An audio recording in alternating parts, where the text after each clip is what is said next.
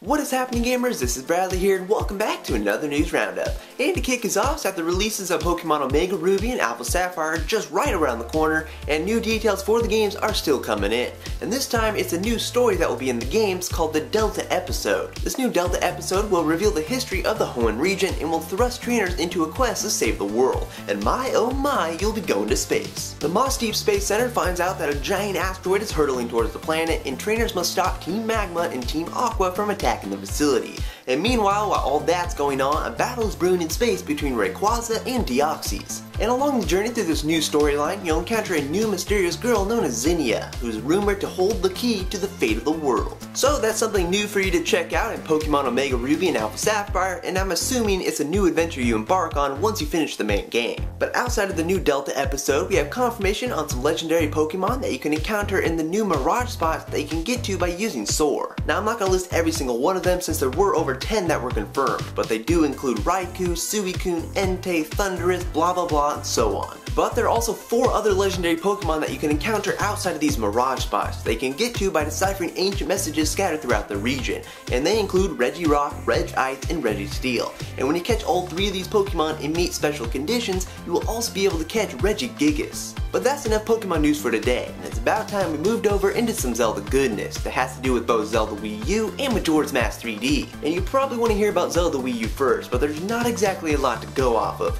But Zelda producer Eiji Aonuma did confirm that the visuals for the game now look even better than what was shown off at E3.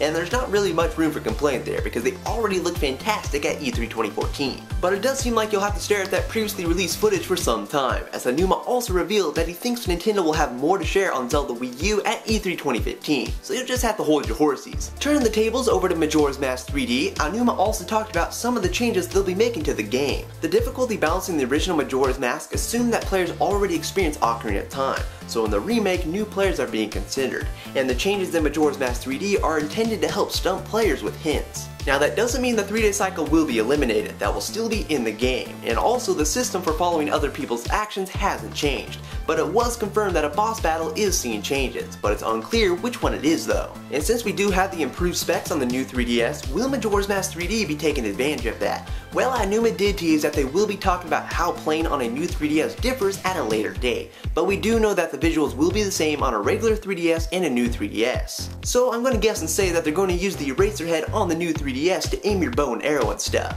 It just makes sense. Oh, and since it was announced that Toon Link would be included in the 3rd wave of amiibos, it was confirmed recently that Toon Link will also unlock the spinner weapon in Hyrule Warriors. So if you're not really digging Link's P-stand, you can just go with Toon Link. And as a way to round this off, we got a little nugget of information about Kirby and the Rainbow Curse. So if you watched the recent North American Nintendo Direct, you might remember that they gave the game a vague February release. But recently, Nintendo confirmed on Facebook that the game would be releasing on February 13th. And to comment on that, it's good to see that the game isn't coming out on February 28th.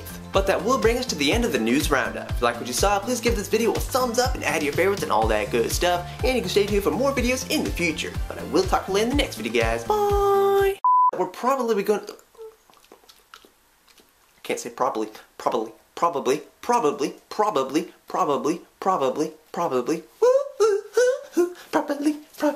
What are you gonna do about it? Probably.